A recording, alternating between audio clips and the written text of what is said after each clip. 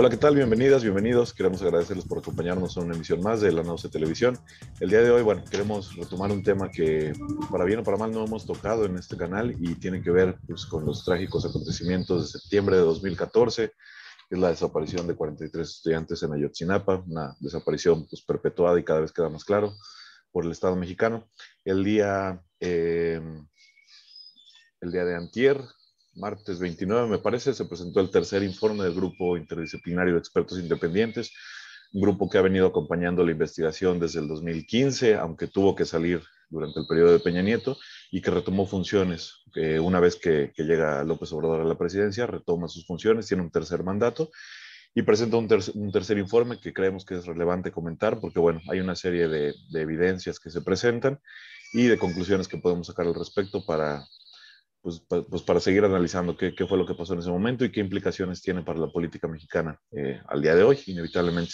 Quiero empezar que nuestros compañeros, estamos Jesús Medina, Rafael de la Garza y un servidor Héctor Oz. Queremos empezar contextualizando un poco, recordando qué fue lo que pasó en ese momento y bueno, retomar evidentemente las conclusiones que presenta el GIEI en este tercer informe. Si quieres, Rafael, podemos empezar con una pequeña contextualización. Gracias, Héctor. Un saludo, Jesús. Un saludo a nuestro auditorio. Pues sí, efectivamente, probablemente del siglo XXI, uno de los grandes agravios, uno de los grandes crímenes de Estado, pues ha sido sin duda la desaparición de los 43 estudiantes normalistas de la Normal Isidro Burgos en Ayotzinapa. Recordemos ese 2014 y la coyuntura. Tiene poco más de un año un gobierno que entra con muchos problemas, con alto déficit de legitimidad, que enfrenta al movimiento Yo Soy 132 y el movimiento antiimposición durante la campaña y que posteriormente efectúa un acuerdo para sacar adelante la segunda generación de reformas estructurales. Sí, lo que ese acuerdo entre PRI, PAN y PRD será sin duda la puerta que dé paso al gobierno que tenemos hoy, al gobierno federal que tenemos hoy. La alianza que después se comprobó fue comprada a punta de billetes, establece un contubernio entre tres partidos que están en una crisis terminal, ¿no? Creo que esto es importante tenerlo en cuenta. Y entonces tenemos un contexto de bajo nivel de legitimidad, de una, crisis en términos de seguridad pública. Los narcotraficantes están desatados porque está un proceso de reconfiguración de alianzas que Peña Nieto lleva a cabo. Y entonces, bueno, tenemos, insisto, una enorme debilidad institucional y es en ese contexto, ¿sí?, en el que se da la desaparición de los 43 estudiantes de la Normal Rural. Y bueno, yo recuerdo como algo que no podía uno creer. ¿Cómo es posible que hayan desaparecido 43 personas? ¿Sí? ¿Cómo es posible que no se tenga ninguna clave de dónde están y qué ha sucedido? Y en ese mismo momento surge la frase "fue el Estado", ¿sí?, que incluso se utiliza de manera, en el Zócalo escriben con letras enormes "fue el Estado", y el Estado es incapaz de responder por esta debilidad institucional. Y en mi opinión, esta debilidad, esta desunión de un grupo en el poder que ya está en plena decadencia y que está más ocupado en hacer negocios que en gobernar, ¿sí? Se inventan la verdad histórica con el secretario de Gobernación, con el fiscal, con las Fuerzas Armadas, y se inventan una historia que desde el principio fue un agravio sobre ya el agravio de la desaparición. Entonces, para mí fue el punto clave en el cual el gobierno de Peña Nieto entra en crisis, al grado de que ya a inicios de 2018, mediados de 2018 deja de gobernar porque ya está el presidente electo, lo recibe y él lo que quiere es largarse porque en realidad hizo todo menos ofrecer un gobierno consistente. Entonces, la crisis de Ayotzinapa es consecuencia de un sexenio, ¿sí?, débil, de un sexenio sin rumbo, de un sexenio que demuestra la decadencia de todo un sistema político. Y en ese contexto es donde se da este crimen de lesa humanidad por parte del Estado mexicano. Eso es lo que yo, como para entrar en materia. Gracias. Gracias, Rafa. Y yo diría que no solamente es consecuencia de ese sexenio de Peña Nieto, sino que es consecuencia de la propia Constitución del Estado mexicano. Es decir, lo que vemos es la continuidad de una política de represión y de abusos de las fuerzas militares, de las fuerzas del Estado, que viene, bueno, como bien sabemos, de los 70s. Claro que adquiere connotaciones distintas, que Jesús ha podido estudiar porque pues precisamente en eso se ha enfocado su trabajo de investigación, tanto en la maestría como en el doctorado. Ha continuado más o menos por ese hilo. Entonces, bueno, Jesús, no sé si quisieras abonar algo en ese respecto a la situación desde el 2014 hasta el presente, o entramos directamente al análisis de lo que se presentó en esta semana por el grupo de expertos. Claro. Bueno, creo que en búsqueda de optimizar el tiempo también aquí, podríamos juntar ambas cosas, ¿no? Porque en primer lugar, bueno, creo que para todos, y esto sí es una expresión ya no tan simbólica, ¿no?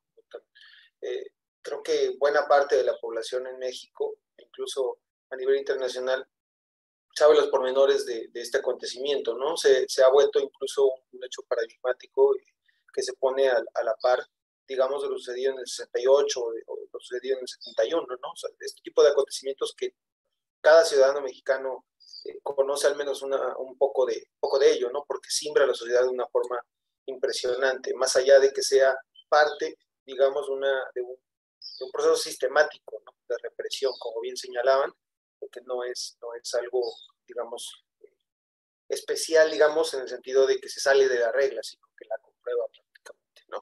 En ese sentido, creo que sería claro un poquito justamente cuál es esa verdad histórica que el gobierno construyó y que Murillo Karam presentó.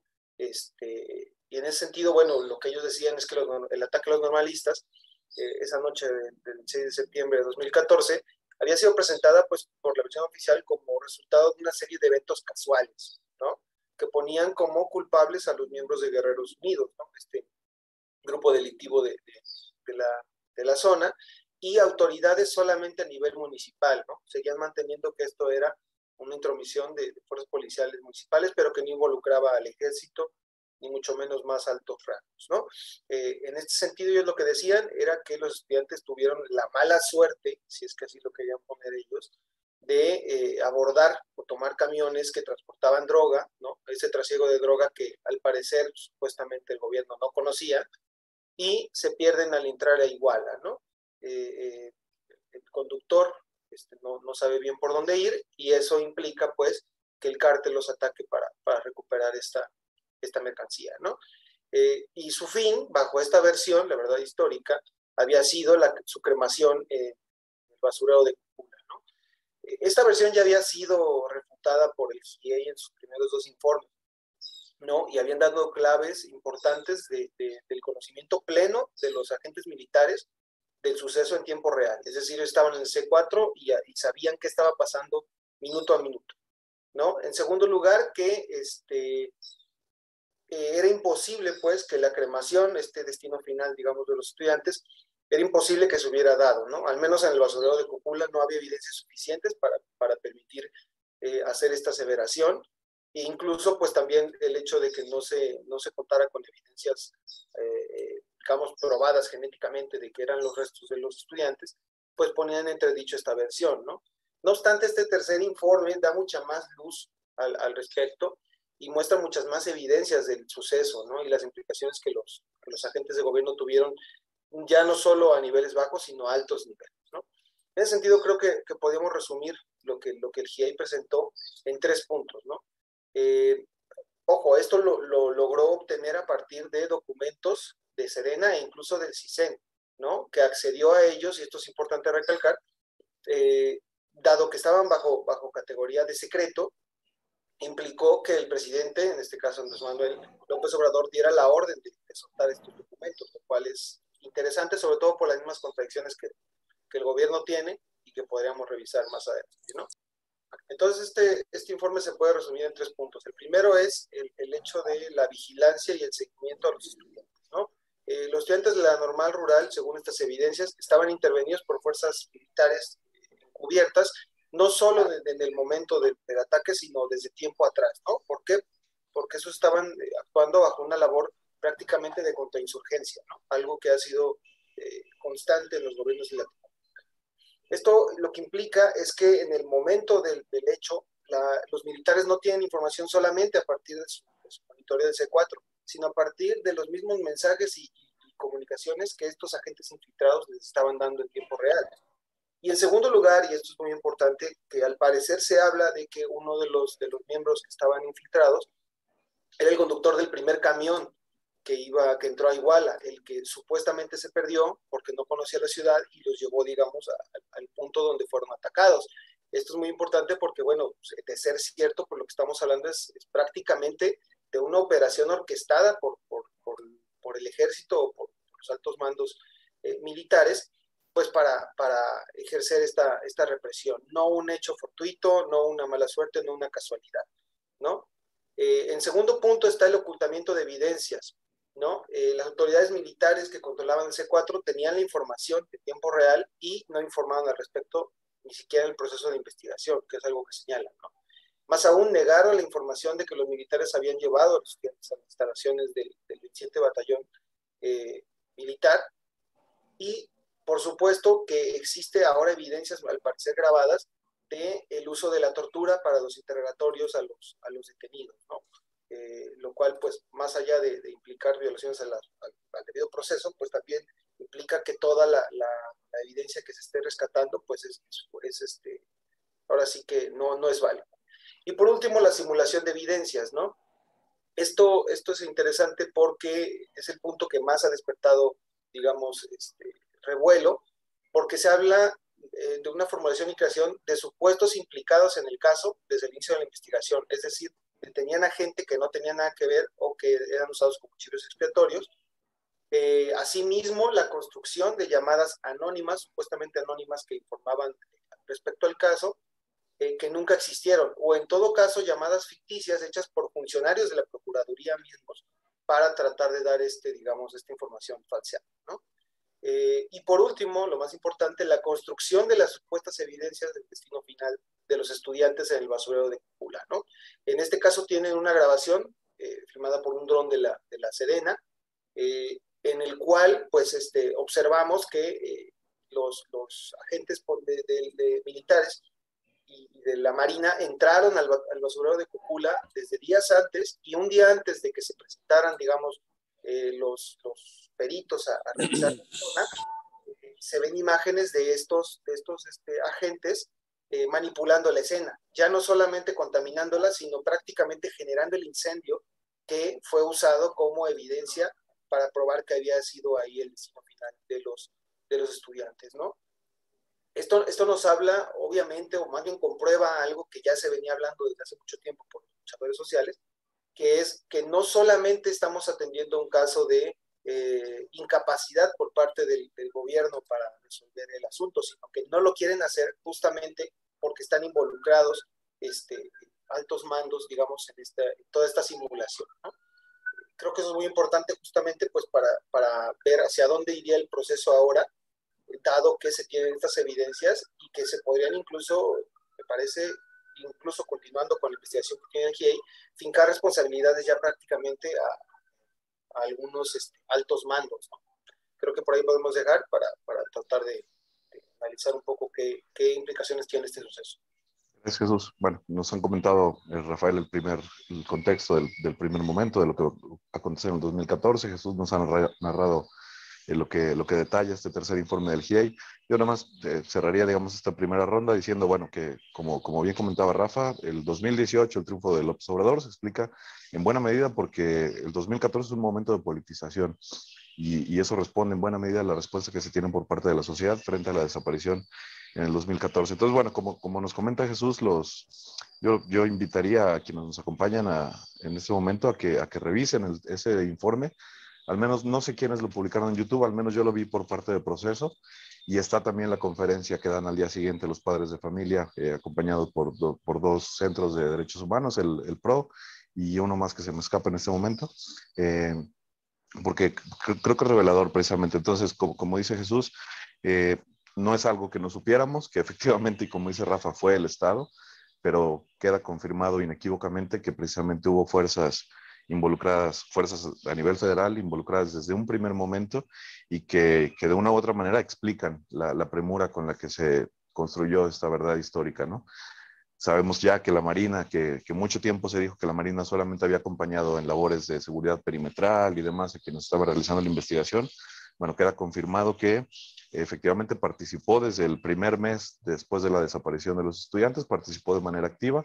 En ese video que nos comenta Jesús, donde hay un dron, que los expertos narran que un dron de ese calibre, con esas capacidades técnicas, solamente lo pudo haber autorizado el secretario de Marina o el presidente de la República, no más. ¿Sí? Entonces, como dice Jesús, bueno, hay implicaciones importantes en ese sentido, y lo que vemos es precisamente la involucración de elementos de carácter federal desde un primer momento, ¿no? Como se quiso construir en esa verdad histórica. El autor de esa verdad histórica, Murillo Karam, está por ahí. Tomás Herón es otro de los involucrados, está en Israel, y por ahí escuchaba yo que no se ha podido formalizar el proceso de extradición porque llevamos más de un año esperando que se traduzca un documento de hebreo a español. Entonces, bueno, da cuenta de que a pesar de las buenas intenciones, a pesar de la disposición que se ha mostrado en esta administración, seguimos manteniendo un hilo de impunidad. Yo recordaba, para dar paso a una segunda intervención en la que podamos analizar qué es lo que implica este tercer informe, pues nada más señalar que la primera reunión pública que tiene López Obrador como presidente es precisamente con los padres de Ayotzinapa. Se compromete a liberar toda la información, todos los expedientes, y hasta abril del 2021 las Fuerzas Armadas, la Secretaría de la Defensa Nacional y la Secretaría de Marina seguían y siguen restringiendo información al GIEI, a la Fiscalía, a los padres de familia. Entonces son 2 años y medio, 3 años de esta administración, donde vemos que a pesar de buenas intenciones, a pesar de discursos que afirman que todos los documentos son públicos, pues lo cierto es que todavía hay un montón de evidencias que no se han presentado por parte de quienes las tienen, de las fuerzas de seguridad, y que, bueno, da cuenta de una continuidad que se mantiene desde los 70s, 80s, desde la guerra de Calderón, de una impunidad por parte de las Fuerzas Armadas y de su actuación. Entonces, analicemos un poco qué significa este tercer informe, Rafa. Sí, mira, la verdad es que no, aquí el actor clave es el ejército, las Fuerzas Armadas, simple. Entonces, lo primero que surge es, bueno, ¿qué va a pasar con la luna de miel entre el presidente y los soldados? ¿Sí? Porque la tienen desde que llegaron y se le han concedido por medio de leyes y de presupuesto un enorme poder, controlan los puertos y los aeropuertos del país, están llevando a cabo, controlando y financiando obras, las famosas obras del Tren Maya y el corredor transísmico, ¿sí? Digamos, lo primero que uno se pregunta, bueno, pues si esto se lleva a sus últimas consecuencias, aquí lo que tenemos son a las Fuerzas Armadas interviniendo desde una perspectiva contrainsurgente, y en esto lo comparto con Jesús. El infiltrar soldados entre los estudiantes, en vigilarlos y en hacer justicia, porque eso fue lo que hicieron, ¿sí? Lo que hicieron fue básicamente, ¿sí?, juzgar y condenar a los estudiantes, ¿sí?, a la desaparición. Ellos fueron jueces, fueron fiscales, fueron policía, fueron todo, ¿sí? Y esto nos habla, insisto, pues de un conflicto que es muy viejo en la historia mexicana. Todo el siglo XIX estuvo atravesado por azonadas militares porque, a final de cuentas y en contra de la Constitución, existía un fuero, el fuero militar, y ese fuero existe hasta la fecha. Cualquier ciudadano que ha tenido un roce, un conflicto, un encuentro con las fuerzas, ¿sí?, armadas, sabe de lo que estoy hablando. Es muy difícil, ¿sí?, dialogar y hablar con razones. Es prácticamente imposible. El ejército sigue gozando de fuero y hoy por hoy tiene un enorme poder porque controla básicamente todos los puertos y los aeropuertos del país, ¿sí? Y además financieramente es el que más recibe recursos por parte del gobierno federal. Yo me pregunto si en realidad esto va a llegar a sus últimas consecuencias. Sí, ya el presidente dijo, sacó a un general que estaba involucrado porque estaba, digamos, en Acapulco y estaba a cargo de las Fuerzas Armadas en el estado de Guerrero. Fue el primero que dijo que él no había tenido nada que ver porque él estaba en Acapulco. Parece una burla. Acapulco está a 150 o 200 kilómetros de Iguala, por favor. ¿Cómo no lo vas a ver? Entonces, esto puede devenir en una crisis institucional si el presidente, ¿sí?, se toma en serio lo que le dijo a los padres de los estudiantes en 2018. Pero en mi opinión, y dados todo lo que hemos visto en este sexenio, es que los van a proteger. Y que si el ejército no ha proporcionado la información o la han proporcionado a cuentagotas, es con la venia del presidente de la República y no en contra de lo que el presidente quiera decir. A menos de que el presidente básicamente no pueda mandar dentro de las Fuerzas Armadas. Que su poder no llegue a obligar a los altos mandos a hacer un mea culpa y a aceptar un crimen de Estado. Porque la desaparición forzada es un crimen de lesa humanidad. Y podemos agregar la tortura, que también se dio a varios chivos expiatorios. El revisar la zona desde la cual se va a montar, ¿sí?, esta verdad histórica. Entonces, la verdad histórica no es obra del fiscal ni de Cerón, ¿no?, que se fue a esconder allá a Israel porque Israel no tiene un acuerdo para intercambiar criminales de extradición con México, ¿sí? Pero además han sido asesinadas 20 personas que de una o de otra manera tuvieron algo que ver con el conflicto y con la situación.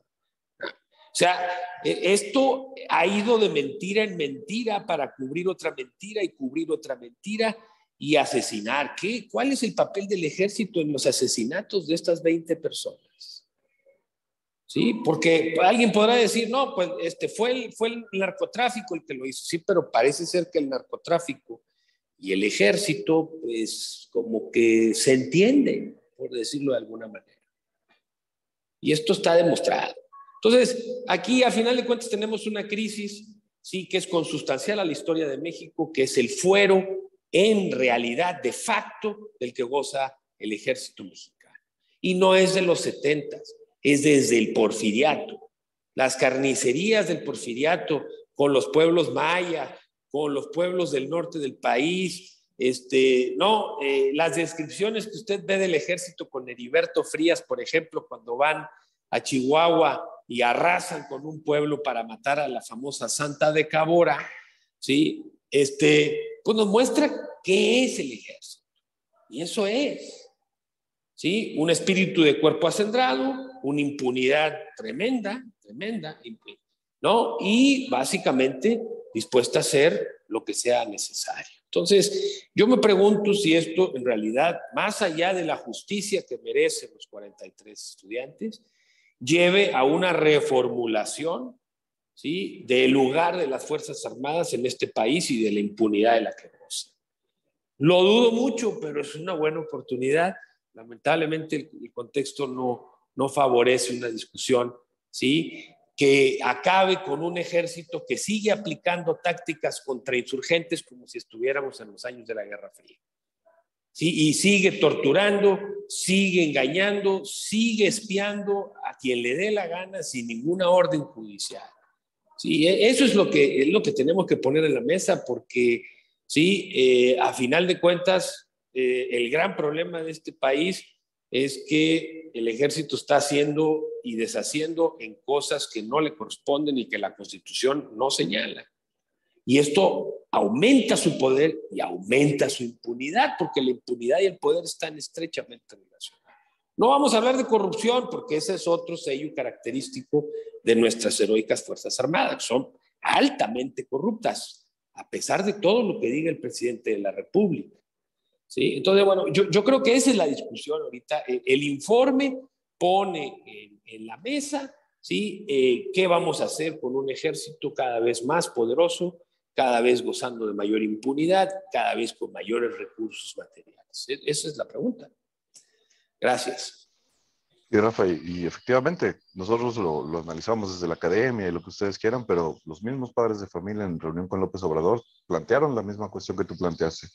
Se está desobedeciendo a las órdenes del presidente de la República. El presidente de la República no tiene cómo garantizar que se cumplan esas instrucciones y parece que el presidente se molestó y entonces lleva 6 meses sin reunirse con los padres de familia cuando había un compromiso de reuniones mensuales donde se iba a dar seguimiento a estos casos. Entonces, efectivamente, y la pregunta es, ¿estamos seguros que esas labores de contrainsurgencia que están documentadas al menos 10 años antes para la normal de Ayotzinapa, estamos seguros de que ya no existen esas labores de contrainsurgencia? Hemos visto lo que ha pasado en los últimos 2 años con las normales rurales en distintas localidades y lo que vemos es efectivamente cómo, porque ya hablamos de la militarización y que si puede ser un constructor el ejército, probablemente sí, y mejor que constructores civiles. Pero la cuestión es esa, los cotos de poder que se le están dando y que después va a ser muy difícil retirarlo. Eso implica en términos de impunidad, de opacidad, de falta de transparencia, de falta de información, de manejo de recursos, etcétera, etcétera, etcétera, que de una u otra forma se traducen en un ejército cada vez más aislado, más distante de la sociedad, a pesar de todo este discurso que se tiene desde hace muchos años de que el ejército mexicano no es un ejército de clase como lo podría ser el chileno, por ejemplo. Lo cierto es que se ha mantenido en cotos de impunidad pues ejemplares para el caso mexicano, cuando bien sabemos cuáles son las implicaciones de todo ello. Una hipótesis nada más, a lo mejor si ustedes quieren, para seguir fomentando la paranoia. El arresto de Cienfuegos será en diciembre del 2020 y en abril del 2021 se empieza a liberar información. Hubo un acuerdo en ese sentido, vamos a proteger a Cienfuegos a cambio de una poca de información, pero no se trata de plantear, insisto, teorías de la conspiración ni mucho menos, pero como dice Rafa, efectivamente, las Fuerzas Armadas están mostrando que se mantienen bastante al margen de la política de la Cuarta Transformación, que las órdenes del presidente se pueden cumplir cuando así le convienen a las Fuerzas Armadas y que sin ningún problema se pueden ignorar y se pueden seguir manteniendo los mismos esquemas que vemos repetidos a lo largo de la historia. Entonces, bueno, Jesús, tu análisis respecto a este tercer informe. Sí, bueno, creo que justamente lo que señala Rafa es muy importante y creo que se puede resumir también con esta oposición histórica, al menos desde la época de la posrevolución, entre el poder militar y el poder civil, ¿no? En teoría. Creo que en el caso de AMLO lo planteaba al inicio. Bien se dio esta situación gracias al gobierno de Andrés Manuel, o sea, este tipo de información con tanta secrecía, digamos, tuvo que ser a partir de la orden del presidente. No obstante, esas contradicciones son muy grandes, ¿no? Y esto tiene que ver justamente con el hecho de que, bueno, lo vimos hace poco en la inauguración del nuevo aeropuerto, ¿no? Me parece que quedó muy claro lo que es el poder militar para este sexenio, las implicaciones que tiene para el gobierno de Andrés Manuel y el hecho de que en muchos casos, como decíamos, pues sería costoso, digamos, también sacrificar a los militares para su gobierno, ¿no? Creo que en lo que también tendríamos que centrarnos un poco es en la actitud de la sociedad, ¿no? En 2014 atendimos a un proceso de movilización masivo, digamos, en el punto coyuntural de todo este ciclo que se inició desde 2012, y un cambio, digamos, a nivel de interpretaciones, ¿no?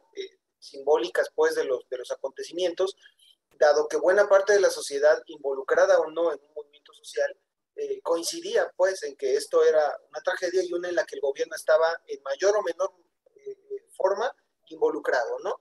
Ya sea por omisión o directamente porque fueran los culpables, ¿no? Ese apoyo obviamente se diluyó porque ningún movimiento social coyuntural va a mantenerse por mucho tiempo. El movimiento por Ayotzinapa lo hizo durante una buena parte, digamos, una buena extensión temporal, con movilizaciones masivas y con repertorios de acción muy agresivos, ¿no? Recordamos la toma de los institutos electorales, la toma de los municipios, la toma de sedes de partidos, ¿no? Y esto era muy, muy importante. Pero hoy en día, ¿cuál es la reacción de la población? Y en esto creo que se comprueba justamente el papel de Andrés Manuel López Obrador como una revitalización de la hegemonía del sistema, del papel de la institución del gobierno, porque hoy en día no está siendo el eco que esperaríamos que hiciera una información como esta, ¿no? La población, pues digamos, también los debates políticos están por otros lados, tanto en el ámbito internacional como nacional, pero no parece estar despertando la indignación que despertó en su momento los otros dos informes, ¿no?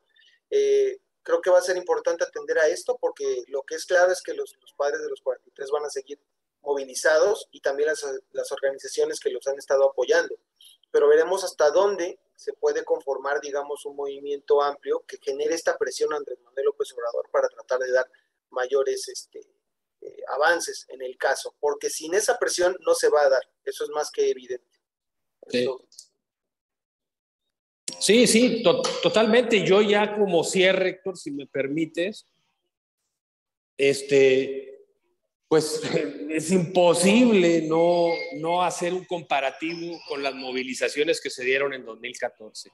Y esto es muy lamentable. Sin duda que el gobierno de Andrés Manuel ha generado y ha desmovilizado a buena parte de la población, ¿sí? Con esta propuesta que puede resultar muy atractiva, no sé si tan eficiente, pero atractiva, sobre todo, ¿sí? Después de haber tenido gobiernos como el de Peña Nieto o como el de Calderón, es evidente.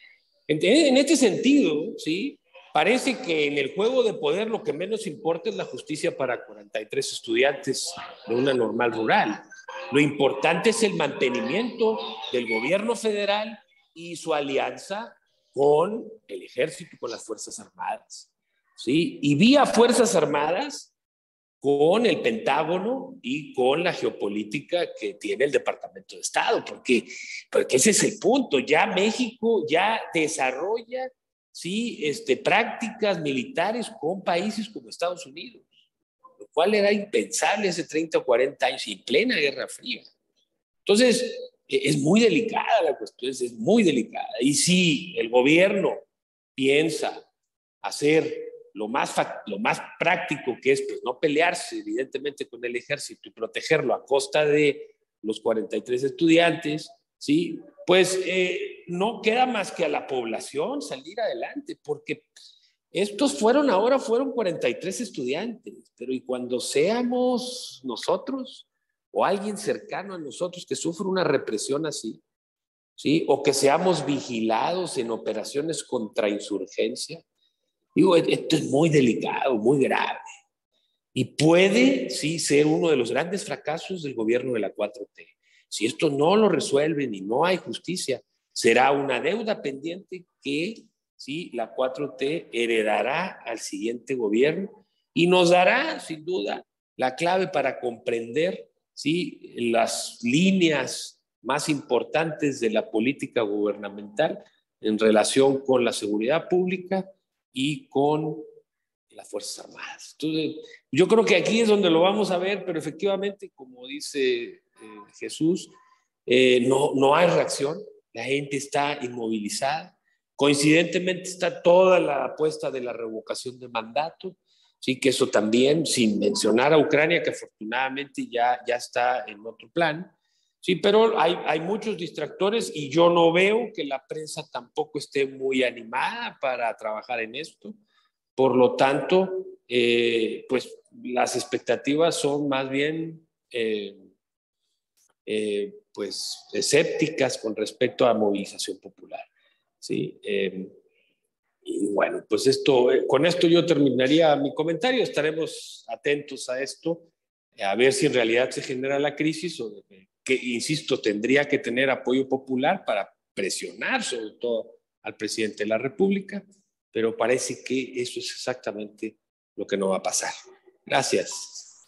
Gracias, Rafa. Y seguramente tendremos ocasión para discutir desde la teoría, desde el análisis y desde los hechos, pues qué es esto del progresismo, ¿no? Porque inevitablemente lo que vemos es que a lo mejor no se desmoviliza por completo, pero evidentemente cambia el sentido de la movilización. Entonces, como bien comentas, pues todo el mundo pensando en la revocación de mandato, un ejercicio por demás inútil, y a lo mejor el tono es distinto al de otros programas, pues porque evidentemente la indignación que provoca el tercer informe y lo que sabemos, pues es bastante, al menos para quienes compartimos una mirada sobre la cosa pública. Entonces, yo iría más allá, incluso decir que una serie de pequeños acontecimientos que se revelaron durante el transcurso de las últimas 2 semanas, pues dan cuenta de que la Cuarta Transformación no va más y es el fracaso rotundo de esa política, al menos en el discurso. El informe del GIEI, la inoperancia de la Fiscalía con todos estos rollos que han salido del fiscal, un fiscal que, por cierto, si no se muere antes, porque ya está bastante grandecito, va a sobrevivir en términos políticos al sexenio de López Obrador. Se va a quedar 3 años más después de que López Obrador termine el sexenio. Una fiscalía inoperante que, por más autónoma que se diga, pues lo cierto es que seguimos viendo cómo reproduce los mismos esquemas, cómo favorece solamente ciertas causas que le interesan directamente al fiscal, pero para lo demás sigue siendo tremendamente inoperante, tremendamente opaca. Pues bueno, lo que decían, la cuestión de los medios de comunicación es otra, muchas portadas de diarios nacionales, incluido por supuesto el Reforma, porque bueno, ya sabemos cómo se maneja, ni siquiera tomaron en cuenta el tercer informe del GIEI, lo escondieron allá a medias páginas. La mañanera del día siguiente se tardó 1h30 en llegar a una pregunta bastante irrelevante sobre el tema, cuando se discutió prácticamente media hora que si en una gasolinera de la Marina no había gasolina premium. Entonces, ese es el nivel y efectivamente, bueno, tiene mucho que ver con esta cuestión del progresismo que señala Rafa y lo poco efectivo que ha sido el gobierno de la Cuarta Transformación para cambiar estructuras o dinámicas que se vienen arrastrando de tiempo atrás. Entonces, bueno, cerremos esta conversación. Jesús, dale, Rafa. No, nada más. Si no se detiene esto, y aquí estudiosos han hablado que no es lo mismo militarización que militarismo, ¿no? Entiendo que militarismo ya es un programa, es una ideología que básicamente que se basa en los principios castrenses. Pero si nadie pone en duda que estamos frente a una militarización, en términos de que el actor, las Fuerzas Armadas deviene un actor político, ya no soy económico, ¿sí? Porque tiene poder económico y político. Entonces, si aquí no se aprovecha este momento para detenerlo y para reformular, ¿sí?, el marco legal del ejército, ¿sí?, entonces vamos a pasar de la militarización al militarismo, porque lo que está detrás es la razón de Estado. El ejército tuvo que hacer eso para salvar a la República, para salvar a las instituciones. Y si lo tiene que volver a hacer, lo va a volver a hacer. Entonces, la militarización es el uso de la fuerza como manera legítima de resolver problemas. Ese es el militarismo. Si esto no se resuelve, básicamente lo que van a estar diciendo es: hay problemas que solamente se pueden resolver así. Y si van en contra de la ley y la Constitución, sea porque hay un bien mayor que es la preservación del Estado y de la paz pública. Y eso es lo que está en discusión en este momento. Gracias. Es que la pregunta es esa: ¿qué están haciendo las Fuerzas Armadas? Porque punto y aparte de estar de albañiles, pues lo cierto es que hay una orden distinta a la del sexenio de Calderón y de Peña Nieto, que es no reprimir, no participar, no involucrarse directamente. Pero hay más de 100,000 desaparecidos en el país, la cifra sigue estando exactamente igual, entonces un cuerpo tan enorme como es la Guardia Nacional está acuartelada, cada vez con más cuarteles, ya casi hay un cuartel junto a cada OXXO, pero no los vemos actuar de ninguna forma. Y bueno, evidentemente es otro programa. Y mira Chiapas, con las balaceras, ¿dónde está el ejército? No está. No, sin mencionar el fracaso cuando atraparon al hijo del Chapo, etcétera. O sea, exacto. Y entonces, ¿dónde está? Pues sigue haciendo labores de contrainsurgencia, entonces. Porque sí. Entonces, ¿cómo lo entendemos? Pero bueno, no nos alarguemos más. Jesús, tus últimos comentarios, reflexiones finales y nos despedimos. Claro, gracias. No, bueno, creo que con eso agotaríamos ya la discusión. Y lo importante es seguir atentos a cómo se desarrolla el caso y sobre todo, bueno, a nuestra audiencia, pues también echarle una checada a estos informes, a los videos también, porque es información muy importante y que se aprecie o no actualmente es algo histórico, porque se está atendiendo a evidencias claras del actuar que el gobierno ha tenido por muchísimos años, ¿no? Eso sería. Sí, sin más, despidámonos. Gracias a todos por acompañarnos. Les invitamos a que nos sigan en redes sociales, en el canal de YouTube. Y pues en esta ocasión sí les pedimos, les invitamos a que vean el informe y la conferencia de los padres, porque yo creo que es fundamental para entender pues qué es lo que está pasando en estos días por estas latitudes. Gracias a todos.